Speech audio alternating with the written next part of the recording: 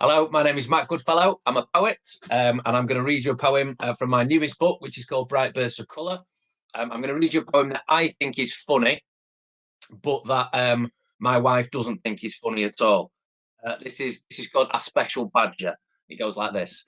I'm a special kind of badger in a special badger den, writing special badger poems with a special badger pen, learning special badger lessons in a special badger school, earning special badger kudos from a special badger cool, wearing special badger badges saying badgers are the best, passing special badger interviews and special badger tests, drinking special badger coffee from a special badger mug. But my special badger problem, I am actually a slug. So that's a poem that I think is funny. My wife doesn't think is funny. The great thing about poetry is you can write what you want.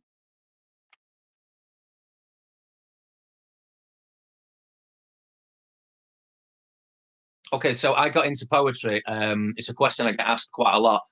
I wasn't supposed to be a poet, so I'm 40 years of age. Okay, so other than the bald head and the big bags under my eyes, you probably think I'm about 18. I understand that, but I wasn't supposed to be a poet. I was supposed to be a rock star. Okay, so somewhere behind me there, that's me as a trying to be rock star when I was about probably about early 20s there.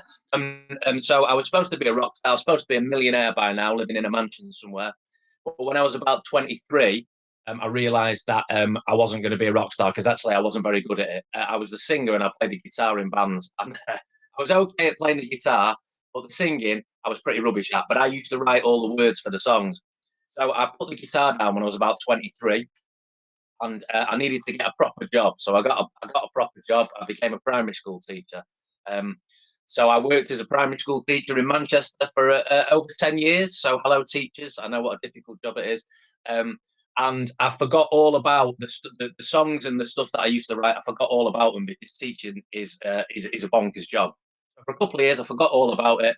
But then I started writing poems and songs with the kids in my class, and I started remembering that actually I wasn't supposed to be a teacher. I was supposed to be a writer.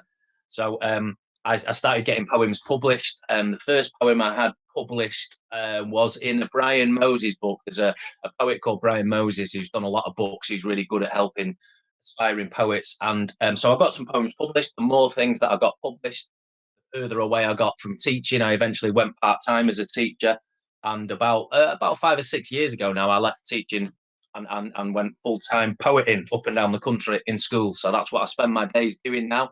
3 days a week. Generally, I'm in schools. 2 days a week here writing poems.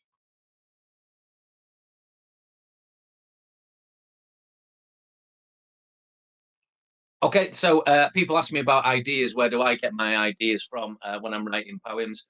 And I think the biggest piece of advice I can give you for you guys, if you're writing poems, is to read. Find lots of poetry books. Hopefully, you'll have poetry booked in your school library, in your classroom. If not, get down to your local libraries, get books out for free. Read poems. What are poets writing about? What sorts of things do they write about? For me personally, I write a lot about my life. So I had quite a difficult childhood, so I can write about that. Um, I used to be a teacher, as I've just told you, so I also write a lot about the things that I saw in the classrooms that are happening. But poetry is free, and the great thing about poetry is that there are no rules to it. So you can write about whatever you want in the voice inside your head. And the really important thing with poetry is it doesn't need to follow the rules that any other kind of writing follows. So when I was a teacher working in Manchester, if we were writing a story, for example, I, as the teacher, would have to make sure that the kids in my classes included certain grammatical features. I was a year 6 teacher mainly, so I would have to make sure that certain features were in a story to make it age-related expectations. None of that stuff matters with poetry. You can write about what you want, and you can write in your voice about your life. It's really important that you guys know that when you're writing poems.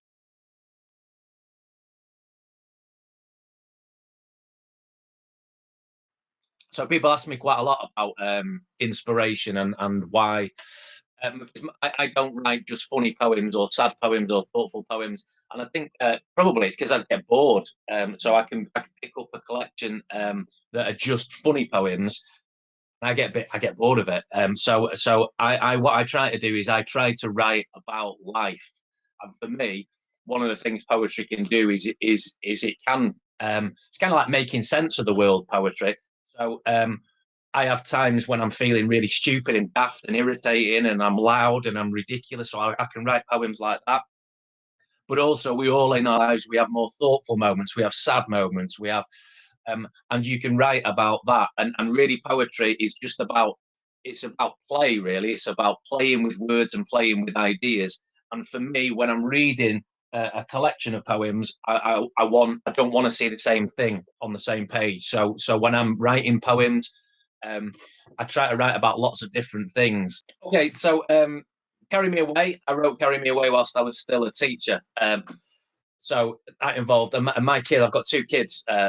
Willie's 15 now and Daisy is 10. So they were a lot younger then. So I was spending a lot of time in the evenings coming home from teaching all day. I was a year six teacher then, writing poems. And it was me, really. I didn't know they were going to end up in a book. And there's a lot of nature poems in there because I think I was reconnecting if I'd forgotten about writing. So a lot of time in the woods and in trees and by rivers thinking about reconnecting. So I like to write about nature. But I think that's changed a little bit as I went through. The next book was called Chicken on the Roof. And there's quite a lot of silly poems in there. That's sort of year 3, year 4 aimed at. And Bright Bursts of Colour is the newest book. And I think, although I still write about nature, I think what I've found is the key for me is to write about relationships, write about people, about lives, my lives, and those around me. So inspiration comes from anywhere. Comes from so many different places. It's life. Poetry is life, really.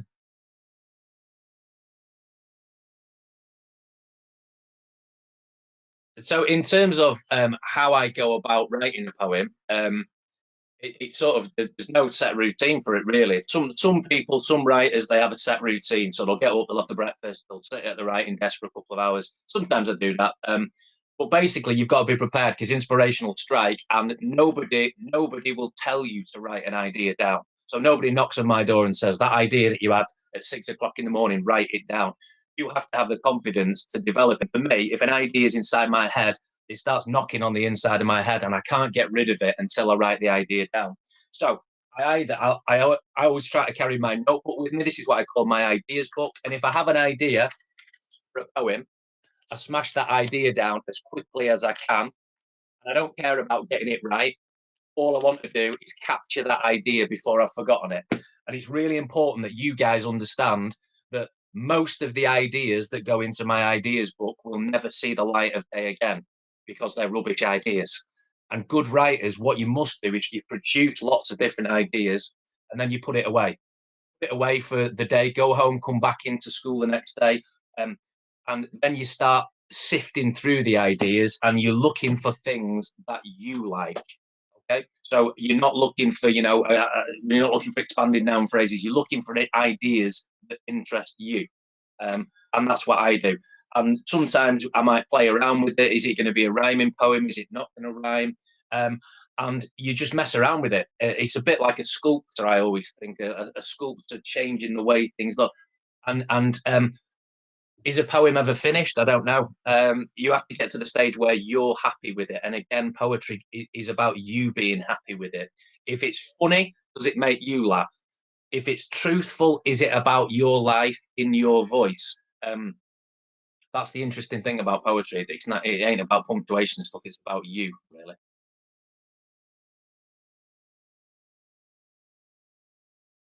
Okay, I'm going to read you a couple of poems now from Carry Me Away. And that was illustrated, the book was illustrated by a friend of mine called Sue Hardy Dawson. She's also a brilliant poet. See if you can find some of her books. I'll read you a poem called Crocodile, which I like. I'd been watching a nature program with my son, Will, about crocodiles. It fascinated me. And I suppose it's in a bit of a bully's voice, this poem. It's in the voice of the crocodile. Goes like this.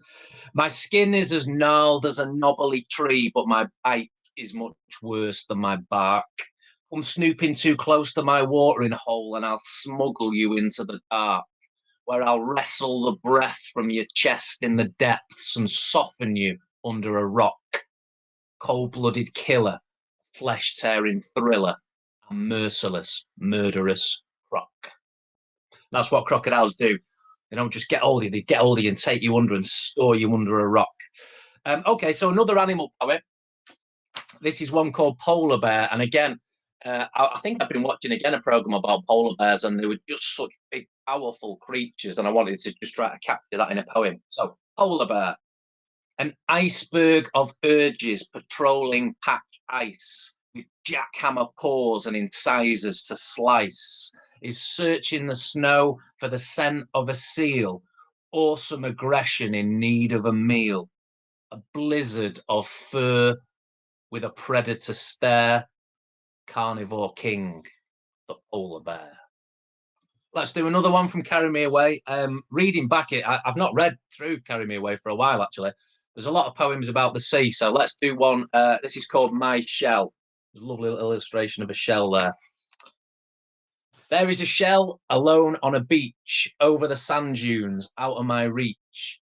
It calls to me softly, whispers my name, says, come, won't you find me? It's always the same. One day I'll see it, half buried in sand, and hold it up proud in the palm of my hand. We'll sing of the sun and the salt and the sea, together forever, just my shell and me. Okay, so they're from Carry Me Away.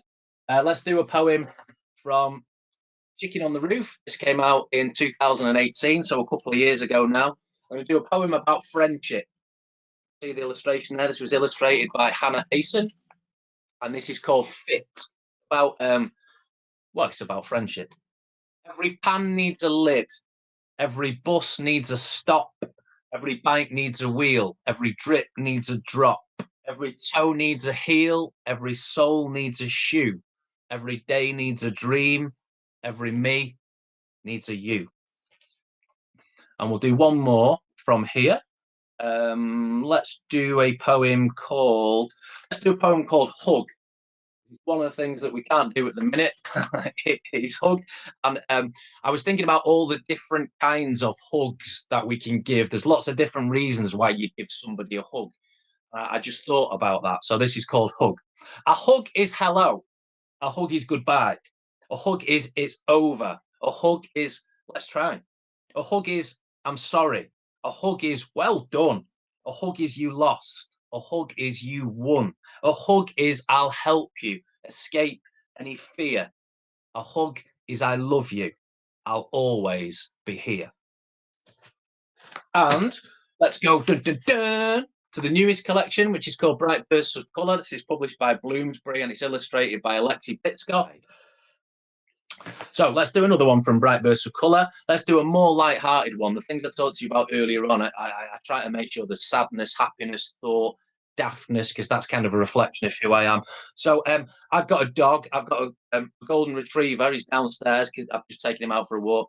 He's called Woody. One of the things that interests me about dogs is owners that have dogs. The dogs have human names. So you'll get a dog that's called like Mark or Neil or Dave. And it interests me. This is a poem called Dogs with Human Names. Dogs with human names really make me laugh. Graham's licking Granny's foot. Dave, you need a bath. Dogs with human names make me howl so I can't breathe. Elspeth's had an accident. Goodness, Peter, please. Dogs with human names make me double up and giggle. Stop it, Mr. Stevenson. You needle when you nibble. Agatha to Andy. Jennifer to James. I think they're great. Let's celebrate dogs with human names. And I'll do one more poem from Carry Me Away. It's quite a short poem. It's the first poem of the book. Like that. It is called The Sometimes Song. Sometimes in the shadows. Sometimes in the light. Sometimes when it's cloudy. Sometimes when it's bright. Sometimes when it seems like darkness might have won. We sometimes sing the sometimes song, the one we sang with Mum.